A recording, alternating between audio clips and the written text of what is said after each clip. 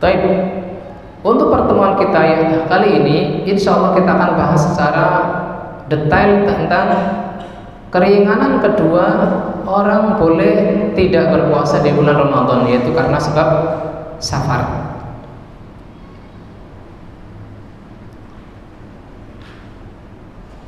Kata penulis rahimahullah ta'ala, as-safaru udhrun yubahu fihi al-fitr. Safar atau bepergian adalah uzur yang dibolehkan berbuka pada bulan Ramadan.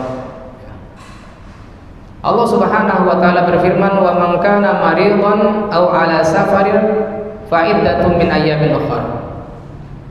Barang siapa dalam keadaan sakit atau bepergian, semisal ke Jakarta, ke Surabaya, maka fa'iddatun min ayyamin ukhra, maka dia boleh menggantinya di hari-hari yang lain. Ibnu Qudamah mengatakan jawazul fitri lil musafir sabitun bin nas wal ijma'. Bolehnya berbuka bagi seorang musafir adalah ditetapkan oleh nas, baik Al-Qur'an dan Sunnah maupun ijma' ulama. Di sini ada beberapa syarat. Beberapa syarat seseorang dibolehkan untuk berbuka ketika safar. Ishtaratul fuqaha lil safar al-mubih lil fitri syurutan. Para ulama ahli fikih memberikan syarat bepergian apa saja yang dibolehkan untuk berbuka dengan beberapa syarat. Di antaranya adalah an yakuna safaru mimma tuqsaru fihi shalah. Dia melakukan perjalanan mimma tuqsaru fihi shalah. Dia melakukan perjalanan dengan perjalanan yang dibolehkan qasar salat di dalamnya. Bila dia melakukan perjalanan yang belum dibolehkan qasar pada perjalanan tersebut, maka dia juga belum dibolehkan berbuka puasa ketika melakukan perjalanan.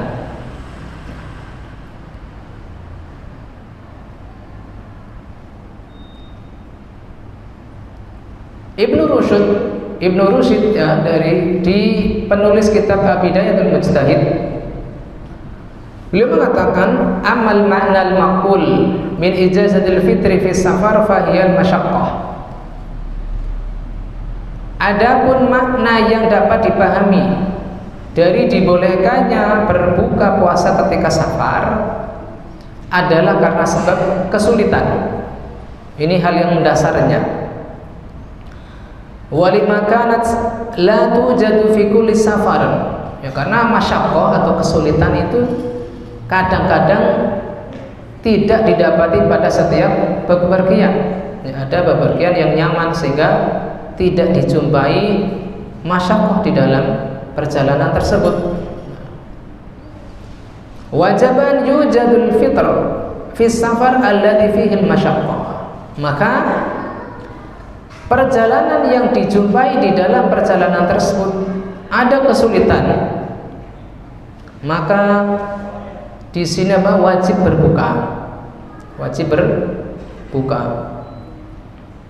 Walima kana sahabatu ka'annahum mujmi'un, dan karena para sahabat seakan-akan mereka bersepakat alal haddi fi dzalik, atas batasan safar tersebut, atas batasan safar yang dibolehkan untuk berbuka, yaitu safar yang di dalamnya ada masyaqqah.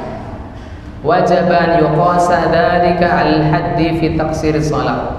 Maka wajib dianalogikan dengan batasan pada safar yang dibolehkan qasar salat di dalam perjalanan tersebut. Nah,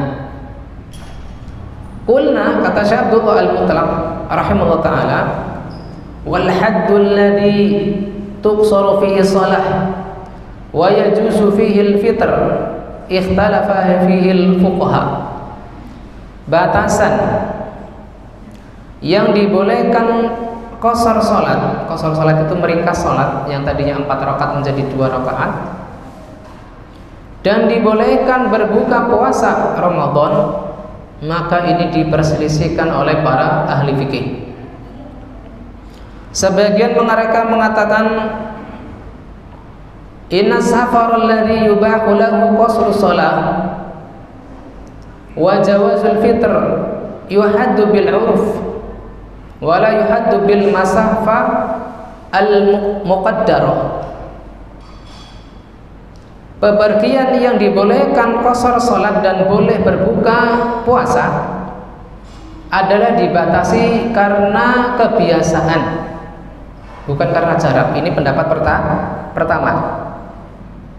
Wala yuhaddu bil masafa al muqaddarah bil kilometer, ya, bil kilometrat. Bukan dibatasi oleh jarak dengan beberapa kilo. Ini pendapat pertama. Fala sumya fil 'urfi safaran yuqsaru wa yuftir fihi wa mala fala. Setiap kali dilakukan perjalanan yang disebut dengan safar, yang dibolehkan di dalamnya qasar dan berbuka puasa, maka berlaku pula keringanan tersebut.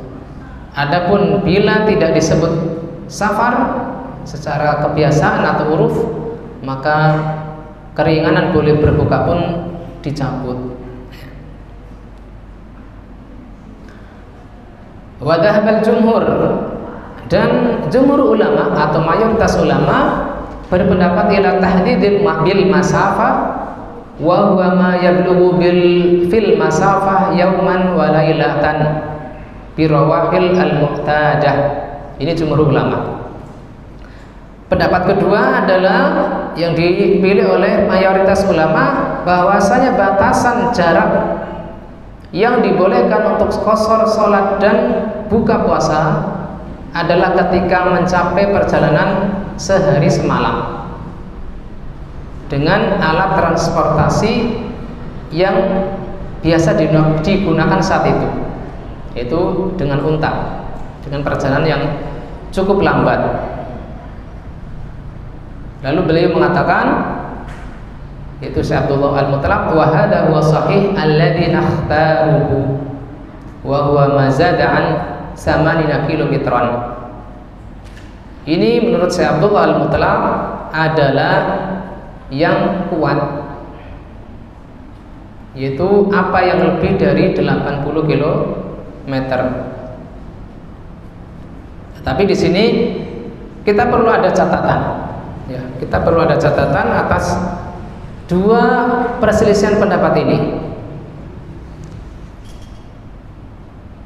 Pertama, pendapat tentang safar ini batasnya adalah uruf. Ini memiliki beberapa kelebihan. Nanti kita akan berusaha latihan merojihkan. Ya, kadang-kadang kita nggak masalah tidak sama pendapatnya dengan penulis. Pendapat yang mengatakan bahwasanya batasan safar itu adalah karena kebiasaan. Kelebihannya adalah pertama, lebih fleksibel. Lebih fleksibel, lebih relevan dengan kondisi zaman. Artinya ketika dahulu perjalanan sehari semalam itu kan ditempuh dengan unta. Lah kalau misalkan kita tempuh saat ini dengan kereta cepat, mungkin hanya butuh 4 jam. Apalagi dengan pesawat terbang, mungkin lebih cepat dari itu. Apakah ini akan merubah jarak menjadi berubah, harus lebih panjang lagi, 300 kilo misalkan? Maka ini satu kelebihan dari pendasaran atau yang menjadi dasar kalau safar itu berdasar huruf adalah pertama, lebih fleksibel. Yang kedua, kelebihannya adalah sesuai dengan maqasidus syariah, yaitu memberikan kemudahan bagi musafir, memberikan kemudahan bagi musafir. Sebagaimana tadi yang disebutkan oleh Ibnu Rusyid atau Ibnu Rusyd dalam Bidayatul Mujtahid, bahwasanya rukhsah dibolehkan berbuka puasa adalah karena masyaqqah ya. Apabila pada zaman dahulu perjalanan yang ditempuh sehari semalam umumnya adalah ada masyaqqah, lalu bagaimana apabila ditempuh lebih cepat dari itu dan tidak dirasakan masyaqqah? Apakah keringanan itu dicabut? Maka ini ternyata lebih memudahkan musafir di pendapat pertama. Kemudian yang ketiga, kelebihannya adalah dikuatkan oleh dalil umum ya. Dalil umum bahwasanya as-safaru yata'allaqu bil masyaqqah. Umumnya orang safar ya repot ya. Repot bawa koper, repot nenteng anak misalkan, ngelak ya, apalagi misalkan nggak pakai AC. Adapun kekurangan dari pendapat pertama, kekurangan pertama ini kurang objektif, karena urus masyarakat kan beda-beda. Misalkan ada orang yang tinggal di Pemalang, kerjanya tiap hari ke Semarang, atau mungkin lebih jauh dari itu ke Solo mungkin. Lah karena dia tiap hari ke Solo atau ke Semarang, maka bagi dia bolak-baliknya Pemalang ke Solo tidak dianggap safar. Sehingga ketika ada orang yang ingin melakukan perjalanan serupa, maka kasus satu orang tidak bisa diberikan atau tidak bisa diterapkan pada orang lain. Jadi kurang objektif. Ini pertama kekurangannya. Yang kedua, menimbulkan kebingungan. Menimbulkan kebingungan dalam menentukan hukum. Apalagi orang yang baru belajar fikih, ini saya termasuk safar atau bukan gitu. Apalagi kalau dengarnya sambil mungkin buka-buka scroll HP setengah ngantuk, lagi mikirin hutang ini mau lebaran belum dibayar dan seterusnya, nggak konsen istilahnya tuh. Intinya nggak konsen, lalu dia terima setengah-setengah, lalu dia akan bingung. Ini kekurangan kedua. Dan yang ketiga, bisa disalahgunakan karena menggunakan dalil bahwasanya kembali kepada uruf, lalu ketika dia biasa bolak-balik misalkan ke Purbalingga atau ke Purwokerto, dia bermudah-mudahan mengqashar dan berbuka puasa padahal itu sudah menjadi kebiasaannya. Ini 3 kelemahan pendapat pertama. Apakah pendapat kedua ini hanya punya kelebihan dan tidak punya kekurangan? Ternyata masing-masing ada kelebihan dan kekurangan. Di antara kelebihan pendapat kedua, yang memberi batasan kalau safar itu harus 80 kilo. Kelebihan pertama adalah lebih jelas dan objektif. Bagi orang awam pun, bila mengambil pendapat kedua ini lebih mudah patokannya, tinggal buka Google Map lalu dihitung jaraknya, sudah ketahuan, lebih jelas dan objektif. Yang kedua, memudahkan umat.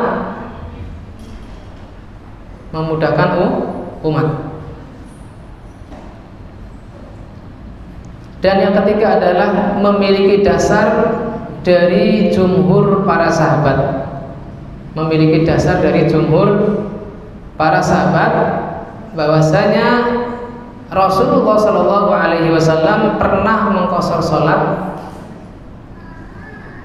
dengan jarak perjalanan 4 burut. 4 burut itu kurang lebih 88 kilo.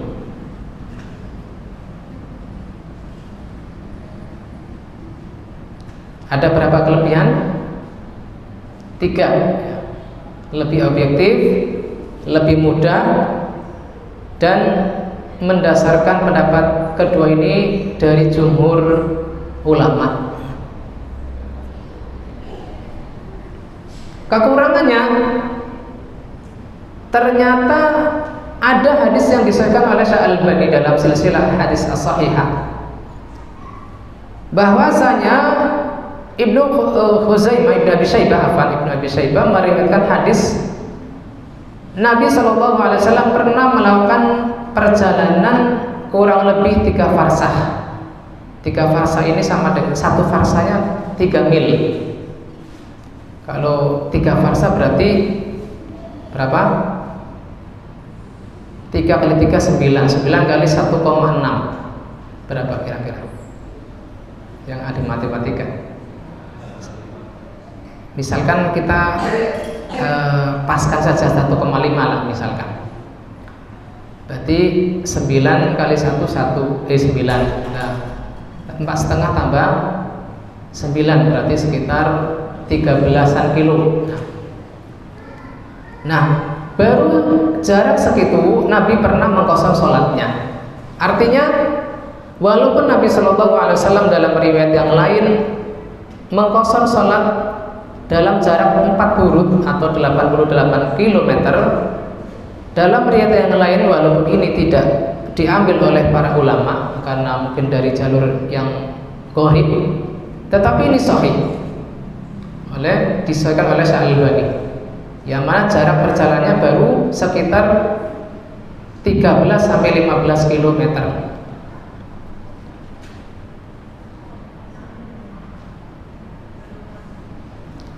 Ini kekurangan pertama dari pendapat kedua. Kekurangan kedua, adanya perubahan realitas perjalanan, adanya perubahan realitas perjalanan, yang mana pada zaman dahulu jarak sehari semalam dengan unta itu ya, ditempuh dengan 80 km perjalanan, perjalanan. Adapun jarak tempuh segitu pada hari ini tidak butuh kepada sehari semalam. Adanya perubahan jarak waktu tempuh. Dan ada pula sebaliknya, perjalanan yang lebih pendek tetapi lebih lama. Misalkan ada orang yang pergi menuju ke Subang, satu kendaraan lewat tol, satu lagi lewat Pantura, yang setiap ada pasar macet. Tentunya ini ada perubahan atau ada perbedaan waktu. Lalu apa kesimpulannya?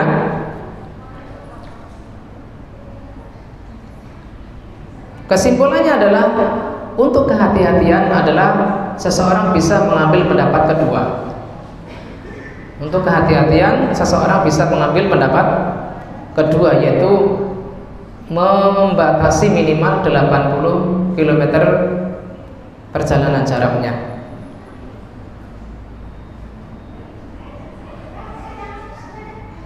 Tetapi apabila ada kondisi-kondisi darurat, ya, maka kita bisa mengambil pendapat pertama, yaitu tidak diharuskan jarak 80 km per jam, 80 km.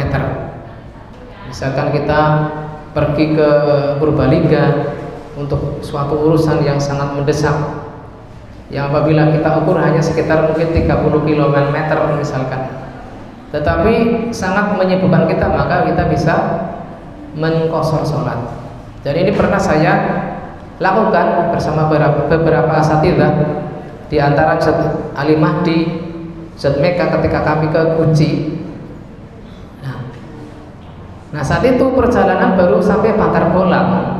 Apabila dihitung dari Ponpes Ibnu Abbas Wiradesa, maka jaraknya belum mencapai 80 km.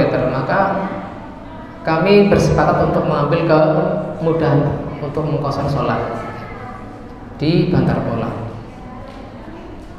Ya karena ada riwayat yang mengatakan Nabi Shallallahu Alaihi Wasallam sudah mengqashar sholat masih dalam jarak 3 farsah.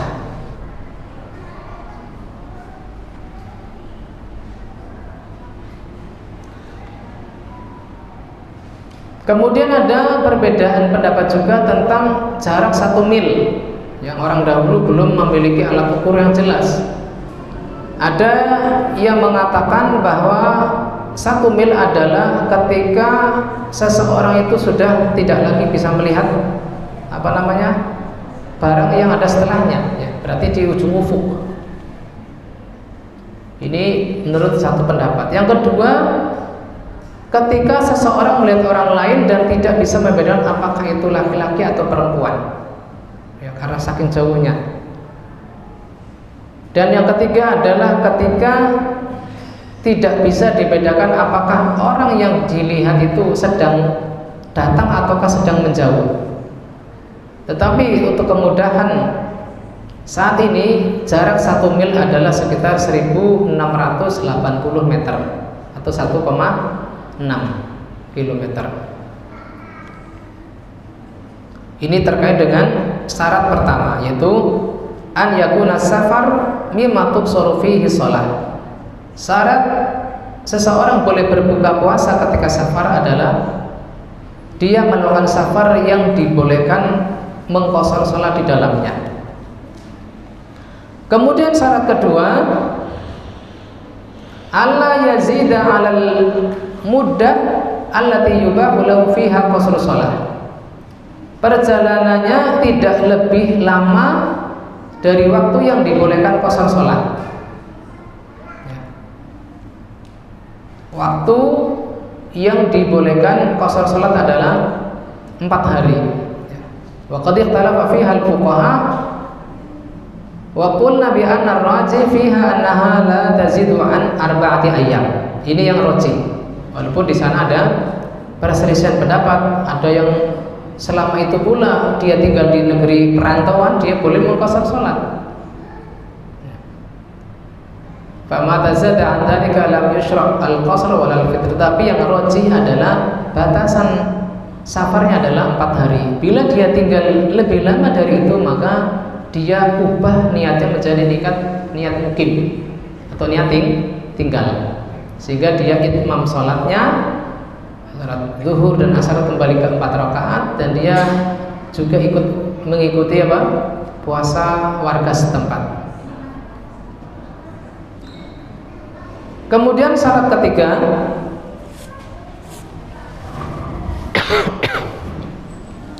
alla yakuna safaru maksiyah. Safarnya bukan safar untuk bermaksiat. Li'anal fitra rukhsatun fala yustahaqqul 'asi bi safarihi. Karena berbuka adalah termasuk kemudahan syariat, sehingga tidak pantas diberikan kepada ahli maksiat ketika safar. Dan ini pendapat jumhur ulama. Adapun Hanafiyah berpendapat boleh berbuka puasa bagi musafir secara mutlak, apakah dia untuk taat ataukah untuk maksiat. Amalan bi itlaqin nususil murakhasah, demi mengamalkan kemutlakan dalil-dalil yang memberikan rukhsah. Tetapi yang rajih adalah pendapat jumhur. Tetapi ingat, tidak setiap pendapat jumhur itu adalah pendapat yang kuat. Insya Allah kita akan lewati. Kemudian syarat keempat, an yujawazal musafir madinatahu. Musafirnya sudah melewati batas daerah dia tinggal, allati yaskunu fiha. Jadi misalkan kita tinggal di Pemalang, berarti sudah melewati batas antara Pemalang dengan Tegal. Atau misalkan karena dia mengambil pendapat kedua yang tadi 80 kilo, maka dia mengambil lebih jarak lebih jauh, misalkan batas antara Tegal dan Brebes, ya, begitu. Jadi syarat tempat adalah sudah keluar dari daerahnya. Lah, dahulu yang kita praktekkan sama Ustadz Mega ketika dahulu dipuji adalah karena sudah melewati Nurul Jami, ya, batas antara Pekalongan dan Nurul Jami, ya udah kita sudah dianggap safar. Walaupun saya daerahnya ya daerah Pemalang, tapi karena saya jadi makmum ya ikut imam. Wa dhahaba ba'dul fuqaha ila jawazil fitri qabla dzalik.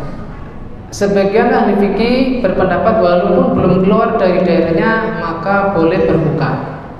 Tetapi yang kuat adalah untuk kehati-hatian adalah ketika sudah melewati batas daerahnya. berdasarkan dengan keumuman ayat faman syahida minkumus syahra falyasum. Siapapun dari kalian yang menyaksikan bulan Ramadan maka berpuasalah. Nah, di sini kata Syekh Al-Mutlaq fa huwa syahidun lisyahri la yatahaqqaq qawluhu musafir hatta yakhruju minal balad. Dia dianggap menyaksikan datangnya bulan Ramadan ketika dia mukim di daerahnya, yaitu dia wajib berpuasa. Tetapi ketika dia sudah keluar dari daerahnya maka kategorinya dia sudah menjadi musafir. Walidzalika la yuqsaru shalah hatta yakhruju min qaryatihi. Sehingga salat tidak boleh dikosor sampai dia keluar dari daerahnya. Inilah yang kuat, yaitu apabila dia sudah keluar dari daerahnya. Lalu masalah berikutnya, setelah kita selesai membahas syarat safar yang dibolehkan untuk iftar atau berbuka puasa, masalah berikutnya adalah mata yajuzul fitr lil musafir. Kapan boleh berbuka bagi musafir? Dan ini alhamdulillah ada salah satu teman yang bertanya ke ana sehingga kita bisa menelaah terlebih dahulu. Ini di sini disebutkan lil musafir halatan. Bagi seorang musafir ada dua kondisi. Kondisi pertama, amyada al-safar qabla al-fajr. Dia mulai melakukan perjalanan di malam hari. Au qabla an yatali al-fajr wa huwa musafir. Wa yanwi al-fitr wa yajuzu lahu al-fitr ijma'an. Bila dia memulai perjalanannya sebelum subuh, misalkan dia berangkat setelah tarawih jam 9 malam atau jam 12 malam karena ngikut kereta dari Pasar Senen, maka dia boleh langsung berniat berbuka saat itu walaupun masih di daerah tempat tinggalnya. Misalkan dia tinggal di Jakarta, dia belum masuk kereta, belum keluar dari Jakarta, maka dia boleh tidak berniat puasa paginya. Ini bila mulai perjalanannya adalah malam hari. Kondisi kedua, an yabda'a safaru ba'dal fajr. Nah, ini yang diperselisihkan. Seseorang mulai perjalanan setelah waktu subuh. Sehabis dia salat subuh, nembe sholat salik, arep ngegas motor atau mobil.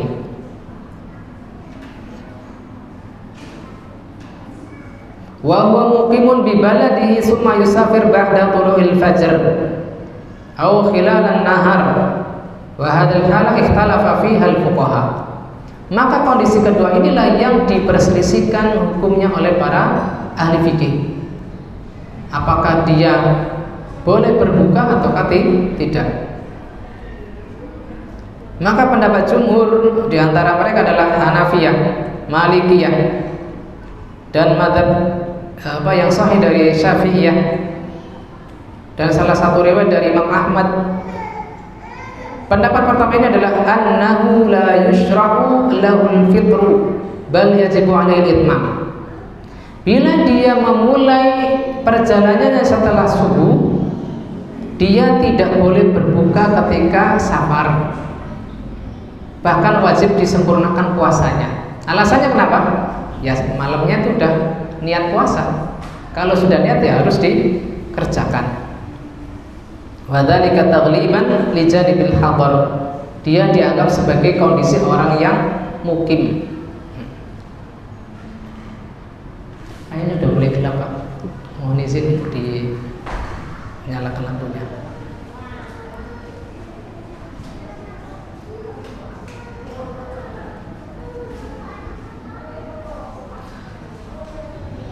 Wa dhahaba al-Hanabilatu wa ba'du Syafi'iyyati ila jawazil fitri lahu.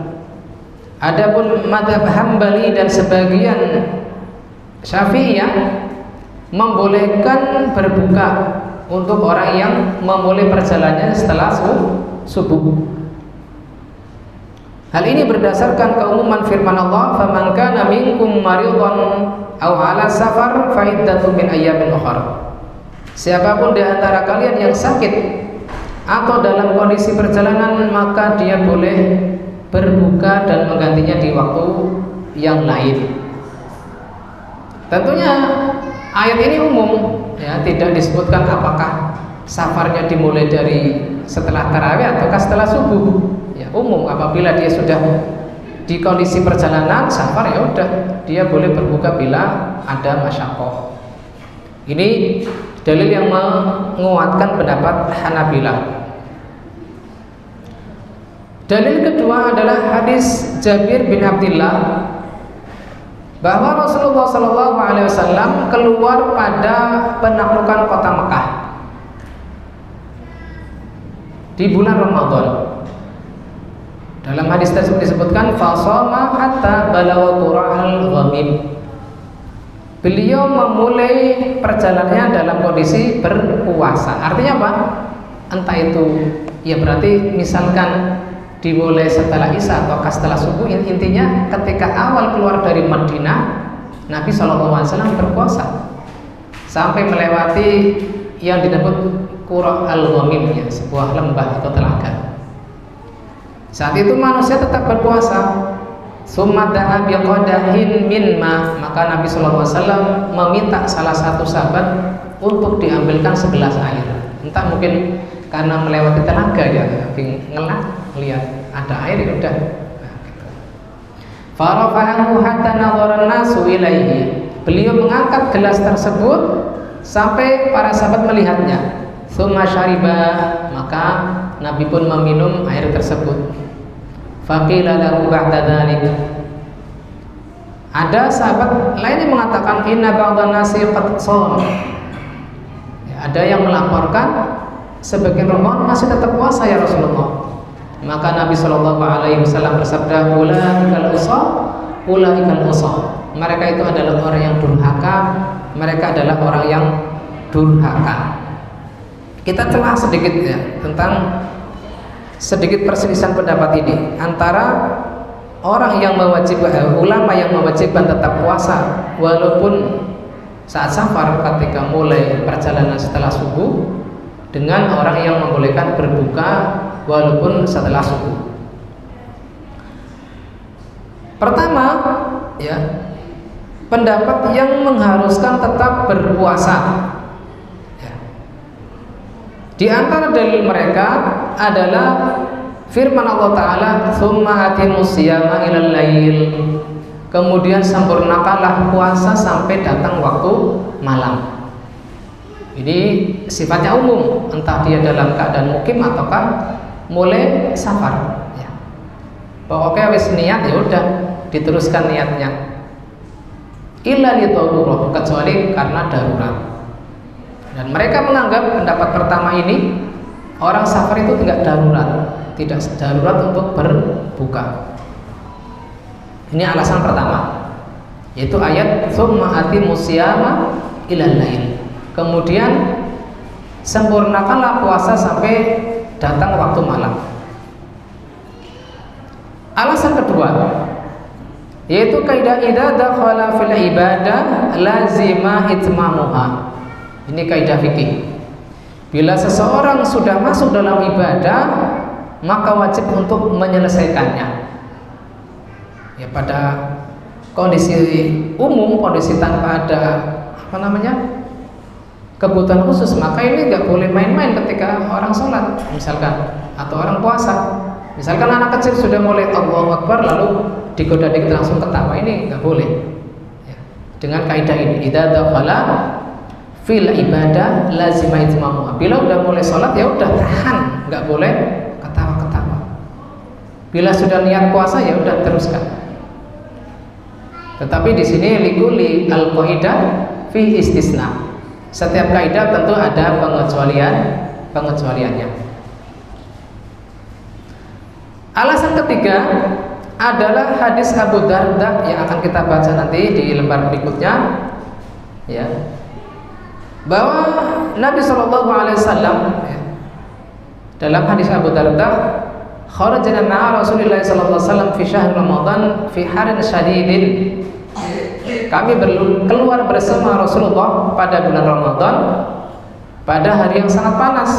Hatta in kana ahaduna la yad'u yadahu ala rasihi, sampai salah seorang di antara kami meletakkan tangan di atas kepalanya saking panas. Min siddatil har. Fama fina sha'imun illa Rasulullah sallallahu alaihi wasallam wa Abdullah bin Rawahah. Tidak ada dari kami yang mempertahankan puasanya kecuali Rasulullah dan Abdullah bin Rawahah. Artinya saat itu Rasulullah membolehkan orang-orang yang tidak kuat puasa untuk berbuka, tetapi Rasulullah sendiri dan Abdullah bin Rawahah tetap melanjutkan puasanya. Ini dasar dari pendapat pertama ketika seseorang memulai perjalanannya setelah subuh, hendaknya menyelesaikan puasanya sampai waktu berbuka, yaitu waktu maghrib ya. Tetapi sekali lagi, sebagaimana tadi yang saya singgung di awal, bahwasanya tidak setiap pendapat jumhur adalah pasti benar, karena al-ibratu bidalil la bil kasrah.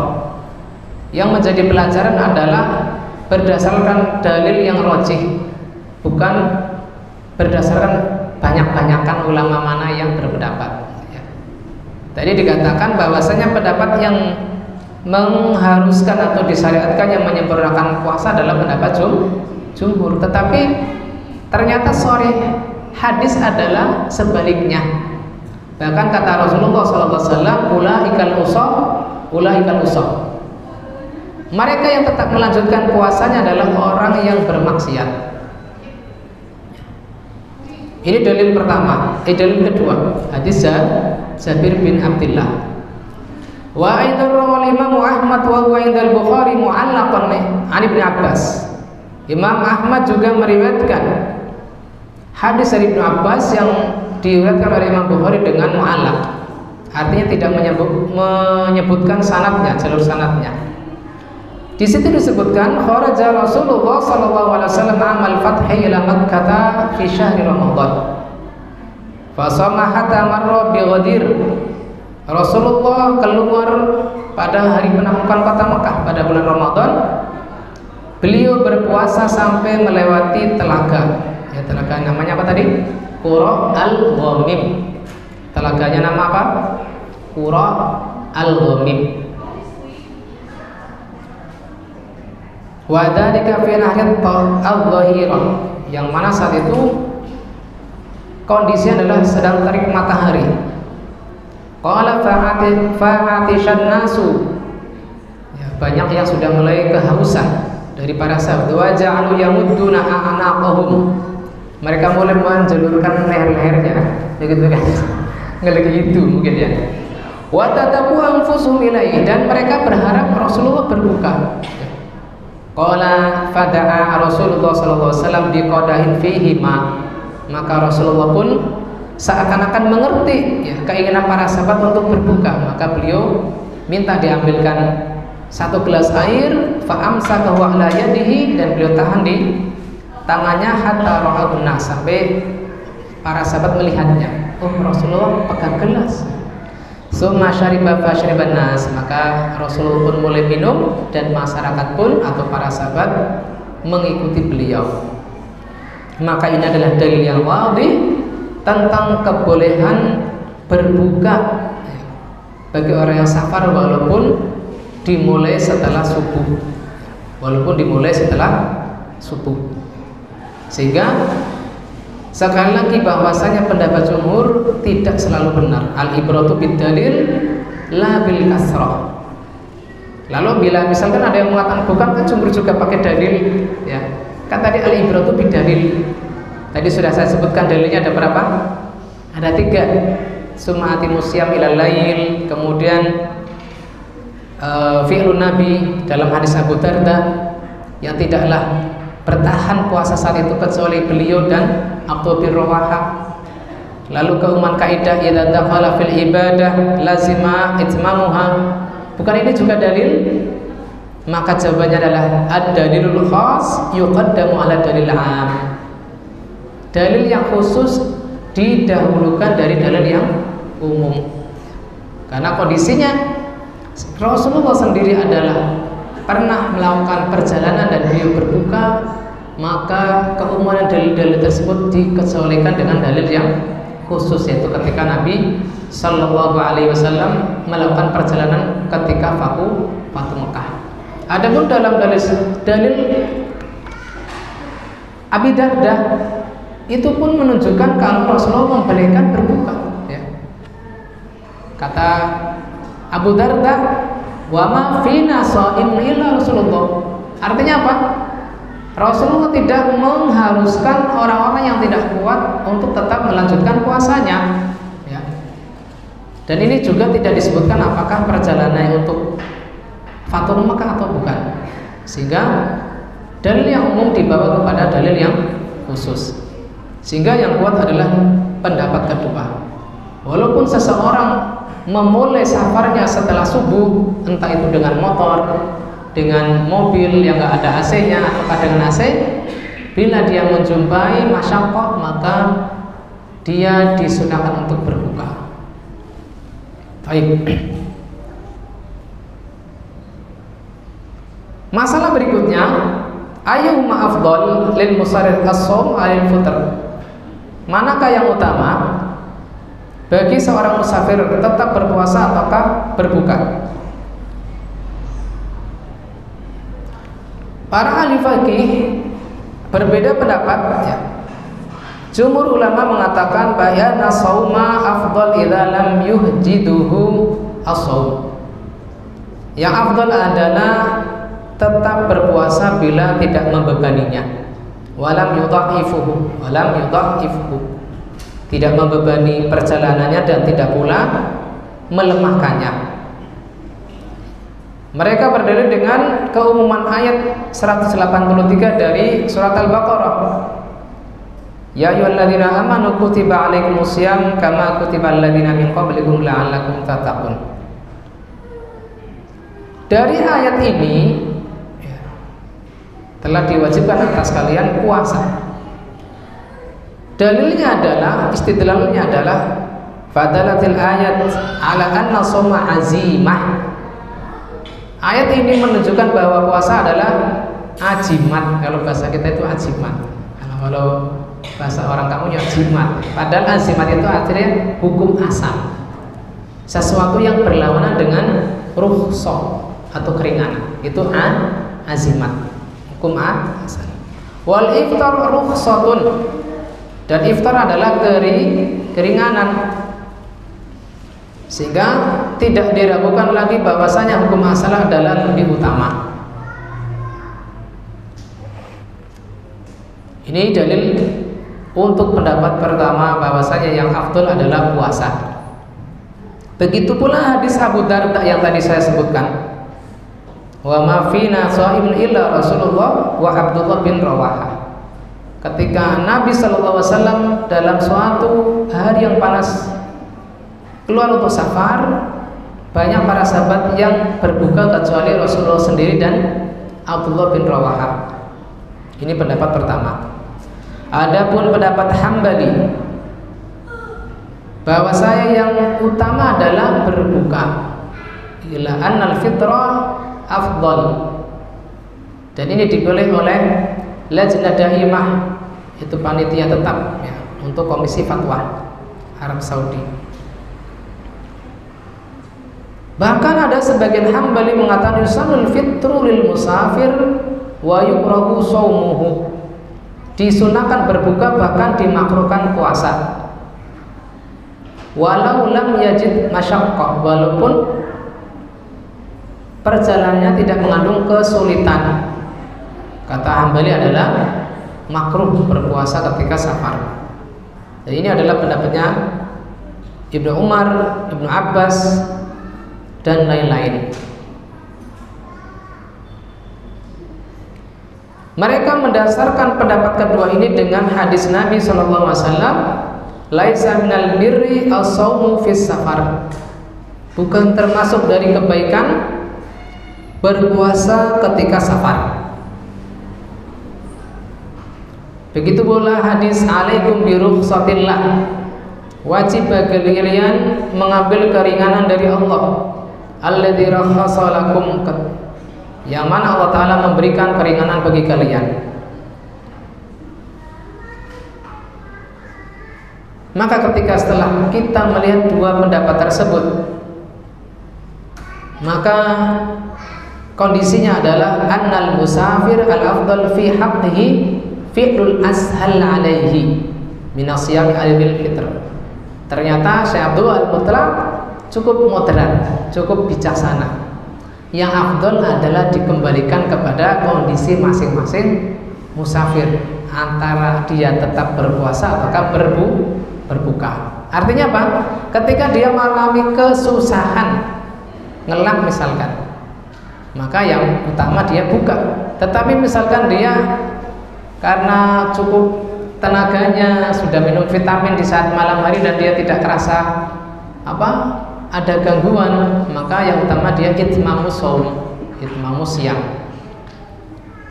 Lalu bagaimana ketika kondisinya sama saja antara dia berpuasa ataukah berbuka? Dia tidak mengalami masyaqqah, maka di sini yang utama adalah tetap berpuasa. Bila dia tidak mengalami kesusahan ketika melakukan perjalanan. Ada beberapa alasan. Yang pertama, li'annahu asra'u fi ibra'il dhimmah. Yang pertama, apabila dia tetap berpuasa ketika tidak menjumpai kesulitan dalam safar, adalah lebih cepat melepaskan kewajiban. Bayangkan seandainya misalkan dia melakukan perjalanan 2 atau 3 hari, lalu dia berbuka. Nah, ketika keluar dari bulan Ramadan, di saat bulan Syawal yang lain pada makan-makan, dia berpuasa, ya kan repot sendirian ketika dia puasa. Nggak sepenanggungan ibaratnya apa itu bahasanya. Yang lain pada makan-makan, dia tetap berpuasa. Apalagi yang dimakan nastar misalkan, repot. Yang kedua, alasan kedua, annahu ansyatu lahu idza shoma ma'an nas. Bila dia tetap melanjutkan puasanya, ini lebih membuat dia semangat. Membuat dia semangat. Berbeda ketika dia puasa qadha, entah itu di bulan Syawal atau Dzulqa'dah, yang mana ketika orang-orang di rumahnya sudah berbuka, maka dia akan menjadi ada beban ya, untuk mengejar hutangnya. Saya juga kadang-kadang kasihan lihat istri nyaur hutang ya, karena memang kondisi perempuan kan tetap melewati haid ya. Pasti ada bolongnya ketika bulan Ramadan. Maka kadang-kadang untuk menyemangati dia, saya ikutan puasa sunnah ya, kita ajak puasa sunnah pas hari Senin atau hari Kamis untuk membuat dia lebih semangat, karena ada teman untuk makan sahur. Yang ketiga, idraku fadilatiz zaman. Bila dia tetap berpuasa, ya, tadi catatannya apa? Tidak membuatnya susah dalam perjalanan, dia akan meraih keutamaan waktu Ramadan. Meraih keutamaan waktu Ramadan.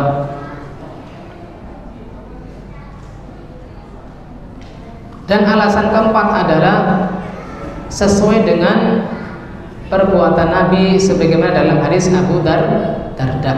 Tadi yang fama fina sha'imun illa Rasulullah wa Abdullah bin Rawahah. Tidak ada dari kami yang tetap berpuasa melainkan Rasulullah dan Abdullah bin Rawahah. Tetapi walaupun demikian, dalam kondisi khusus ketika Fatu Mekah, yang mana saat itu adalah keluarnya dalam rangka menyerang Quraisy, maka dibutuhkan tenaga lebih sehingga beliau memilih untuk berbuka. Kemudian permasalahan berikutnya, al-umur lati tasqutu rukhsasu safar. Permasalahan yang keringanan safar ini untuk berbuka ataukah qasar adalah gugur. Ada 2 sebab hal-hal yang menyebabkan keringanan safar ini gugur atau tidak berlaku. Alasan pertama, idza adal musafir ila baladihi, bila seorang musafir sudah kembali ke daerahnya. Wa dakhala waqanahu, atau kalau bila dia safarnya ke luar negeri sudah masuk kembali ke negaranya. Wa mahala iqamatihi walau kana tufulan bi syai'in nasiyahu fayajib alaihi shaum. Walaupun dia kembali masuk ke daerahnya atau ke negaranya karena sesuatu yang dia lupa untuk dia ambil kembali. Misalkan kita mau pergi ke Jakarta, sudah sampai Brebes baru ingat, oh saya ongkosnya kurang, bawanya cuma 50.000 plus tiket lah, nanti pulangnya gimana? Ya udah, mau nggak mau harus balik. Padahal ATM-nya juga ketinggalan misalkan. Maka ketika dia balik lagi, maka keringanan untuk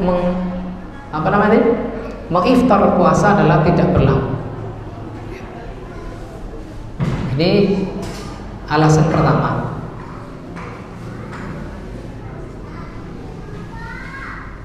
Kalau di sini kok cuma satu ya?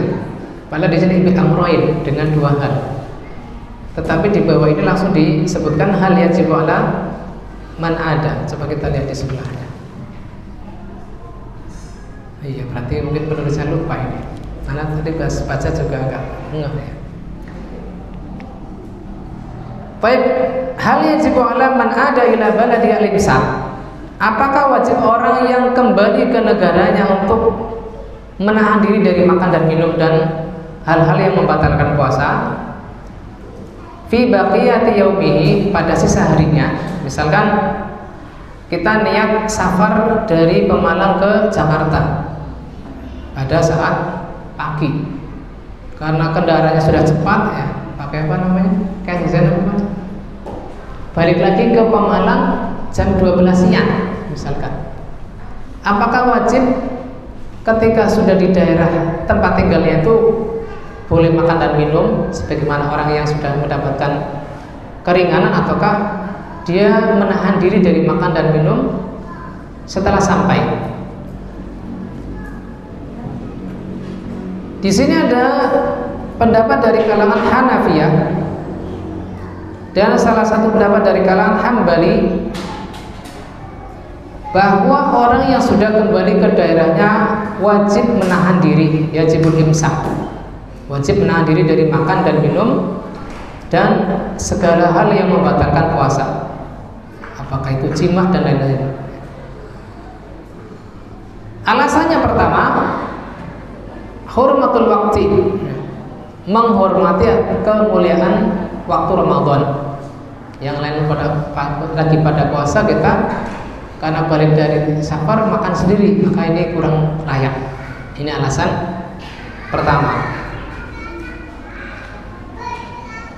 Yang kedua, idraku juz'an min waqtihi, dia mendapati sebagian dari waktu mukimnya. Kasolat, sebagaimana orang yang balik dari safar sudah tinggal di tempat mukimnya kembali, maka dia tidak boleh mengqashar sholatnya. Misalkan dia mengakhirkan sholat maghrib dan isya ya, dari Jakarta sudah capek-capeknya, maka walaupun capek, karena dia sudah sampai di Pemalang, ya sholat jamaknya adalah maghrib 3 rakaat, isya 4 rakaat. Tidak ada alasan saya capek ini ya, terus dia qashar, tidak boleh karena sudah tinggal di daerah mukimnya. Ini alasan kedua. Alasan ketiga, warinnahu makna law wajada qabla al-fajr aujaba, bahwasanya apabila dia balik lagi ke tempatnya sebelum subuh, maka dia wajib puasa. Maka ini dianalogikan atau dikiaskan. Walaupun demikian, bila dia balik di tengah siang ya, maka dia tetap menahan diri dari makan dan minum dan segala pembatal puasa. Dan ini dipilih oleh Syekh Abdul Aziz bin Baz rahimahullah ta'ala.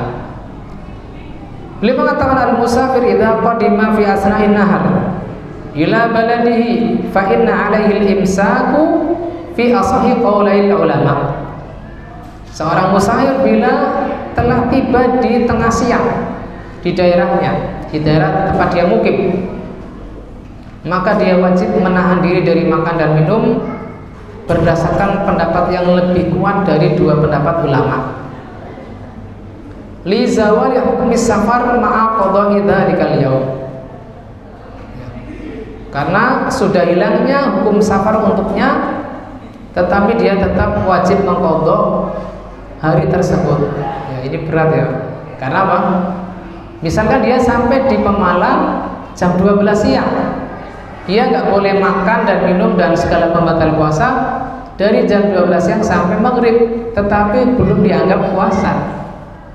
Dia tetap bayar qadha di hari yang lain. Ini menurut Syekh Abdul Aziz bin Baz. Pendapat kedua, Malikiyah, Syafi'iyah, dan salah satu pendapat dari kalangan Hambali, bahwasanya apa? Ila adami wujubil imsak, tidak wajib menahan diri dari makan dan minum. Dia boleh makan dan minum karena paginya sudah boleh makan dan minum. Ya. Alaman qadima min safarihi asna an-nahar. Dalilnya adalah hadis yang diriwayatkan oleh Ibnu Abi Syaibah dari Ibnu Mas'ud secara mauquf. Ibu-ibu masih nyimak kajian kayak buatan kayak ramai banget, disimak ya. Takut gak ada siaran ulangnya kayak kemarin kan tak rekam, ternyata rekamannya gak jalan, jadi gak bisa jadi cadangan. Disimak ya. Ucapan Ibnu Mas'ud secara mauquf, man akala awalan nahar falyakul akhirahu. Siapa yang dibolehkan makan di awal siang, ya karena sebab safar, karena sebab sakit, ukhilla lahul aklu fi akhirih, maka dibolehkan makan di tengah atau di akhir siang.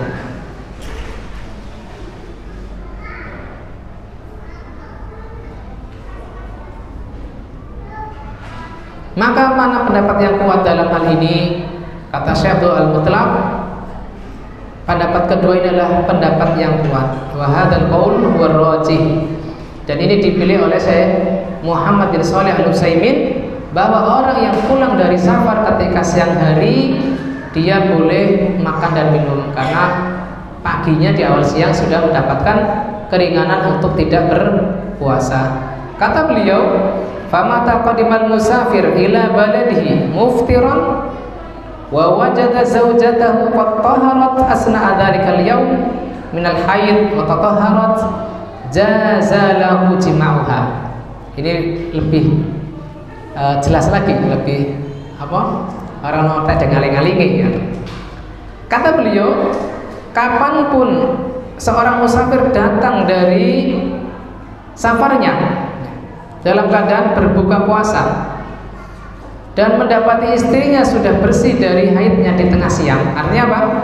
Di awal siang istrinya ya masih haid, ternyata ketika dicek mau zuhur ternyata sudah berhenti. Jazalahu jima'uha, maka suami boleh menggauli istrinya. Dia annahu asbaha muftiran wa hiya asbahat mutatahhir muftiratan walau zala'a udruha akhiran nahar. Maka kedua suami istri tersebut boleh berhubungan badan karena di awal siang sudah dibolehkan untuk berbuka. Dan ini adalah pendapat yang cukup kuat ya. Tetapi untuk khusus misalkan makan dan minum ya, maka kita berlakukan adab selayaknya orang muslim. Misalkan di rumah tersebut ada yang berpuasa, maka bila ingin berbuka maka kita hendaknya menghindar dari mereka.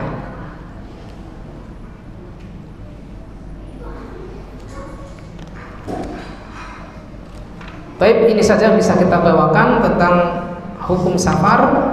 Adapun tentang hamil dan rodha'ah atau menyusui, maka insyaallah kita akan bahas di pertemuan berikutnya.